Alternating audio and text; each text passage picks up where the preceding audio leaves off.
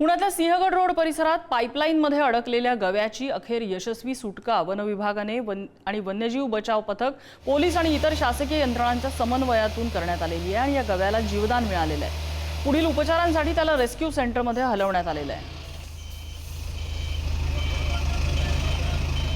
Sinhagad road परिसरामध्ये एक गवा पाईपलाईनमध्ये अडकलेला होता आणि त्याचं रेस्क्यू ऑपरेशन या ठिकाणी करण्यात आलेलं आहे। ही ॲम्ब्युलन्स आणली गेलेली आहे आणि याच ॲम्ब्युलन्समध्ये या रेस्क्यू करण्यात आलेल्या गव्याला या रेस्क्यू टीमनं या ठिकाणी आणलेलं आहे आणि मोठी मागच्या काही तासांपासून या सगळ्या परिसरामध्ये गव्याला पकडण्यासाठीची जी धावपळ होती ती या ठिकाणी सुरू होती आणि अखेर या रेस्क्यू टीमकडून हा जो गवा आहे, जो 2 पाईपलाईनमध्ये अडकलेला होता, त्याला बाहेर काढण्यात यश आलेलं आहे आणि त्याला जे जीवनदान आहे ते एक प्रकारे या ठिकाणी दिलं गेलेलं आहे। या ॲम्ब्युलन्समध्ये सध्या तो गवा आहे। या सगळ्या परिसरामध्ये आपण जर पाहिलं तर मोठा बंदोबस्त जो होता तो देखील होता। काय नेमकं कसं रेस्क्यू ऑपरेशन या ठिकाणी झालं ते आपण जाणून घेण्याचा प्रयत्न करणार आहोत। आपण पाहतोय की या सगळ्या परिसरात जो बंदोबस्त होता तो देखील होता, ऑपरेशन देखील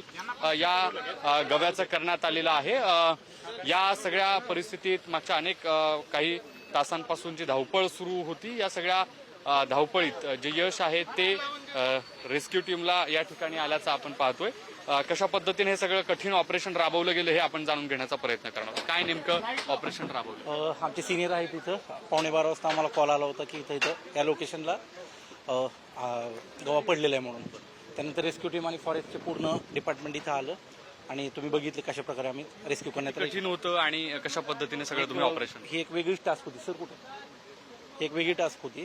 याच्यामध्ये 2 पाईपच्या मध्ये तो खाली पडलेला होता, त्याच्यामुळे पाण्याची लाईन होती ना पीएमसीची, तर मग त्याला काढणं खूप अवघड होतं, परंतु ते यशस्वी झालं। आपण बघतोय की 2 पाईपलाईनच्या मध्ये हा गवा पडलेला होता आणि त्या गव्याला सध्या रेस्क्यू केलंय आणि त्याला बाहेर काढण्यात यश आलेलं आहे। व्हिडिओ जर्नलिस्ट सचिन समीत, ज्ञानेश्वर चौतमल, पुढारी न्यूज, पुणे।